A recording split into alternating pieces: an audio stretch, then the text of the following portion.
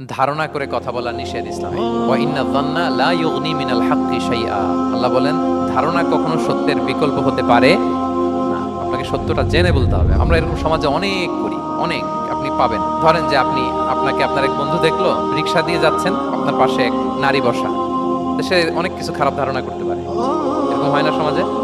এমন হতে পারে যে আপনি আপনার ছোট বোনকে নিয়ে বেরিয়েছেন, হতে পারে না? কিন্তু আপনি তো একটা ধারণা করে ফেললেন অন্য কিছু। বা আপনার ভাগ্নিকে নিয়ে বের হয়েছেন, আপনার আপন খালাকে নিয়ে বেরিয়েছেন কোনো কাজে, ডাক্তারের কাছে, কিছু একটা হতে পারে। কিন্তু তাকে দেখেই আমি এদিক সেদিক বলতে আরম্ভ করলাম যে ওকে তো দেখছি এরকম এরকম এরকম। আছে না নাই? আমাদের সমাজে আমি দেখেছি যে কারো যদি ঠোঁট কালো হয় তো মানুষ ধারণা করে নেয় লোকটা মনে হয় সিগারেট খায়। কিন্তু সিগারেট সেবন করা ছাড়াও কারো ঠোঁট কালো হতে পারে কি পারে না বলেন? এগুলো সমাজে প্রচলিত।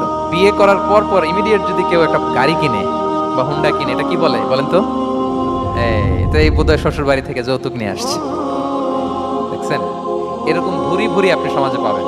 আন্দাজে ধারণার উপরে আমরা অনেক কথা বলে ফেলি, কিন্তু নিশ্চিত না হয়ে আপনি কোনো কমেন্টসে যেতে পারবেন না। এটা একেবারে নিষেধ।